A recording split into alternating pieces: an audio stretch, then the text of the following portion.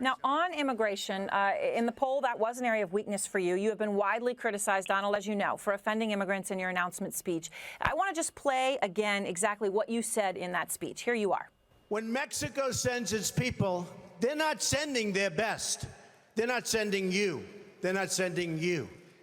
They're sending people that have lots of problems, and they're bringing those problems with us.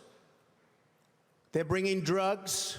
They're bringing crime, they're rapists, and some, I assume, are good people.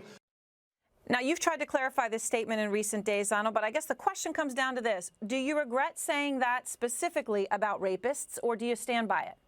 No, not at all. Of course, it's not only Mexico. If you let that run a little bit longer, it talks about people coming from all over. They're coming from all over. They'll soon be coming, and probably already have, be coming from all over the world. You're probably going to have people, you're probably going to have terrorists coming from the Middle East.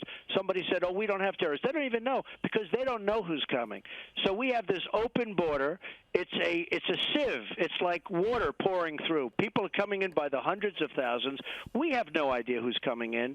And it's not just Mexicans, and I have a great relationship with Mexico and with Mexicans. I have an absolutely great relationship. But we're not just talking about Mexico.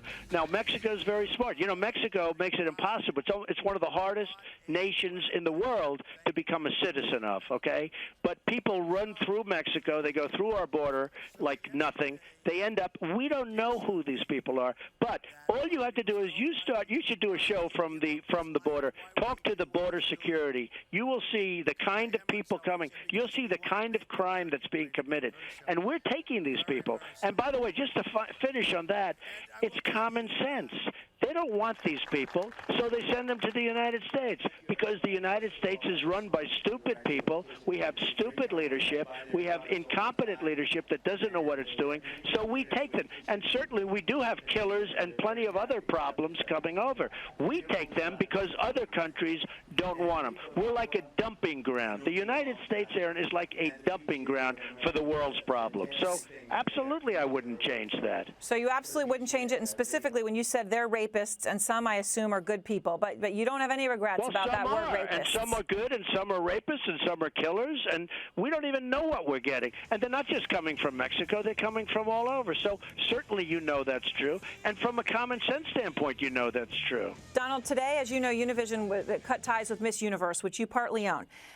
They cited your insulting remarks, and the Washington Free Beacon, I don't know if you saw this, they actually took something from Instagram that a Univision executive posted, and it's a picture. Let me describe it to you.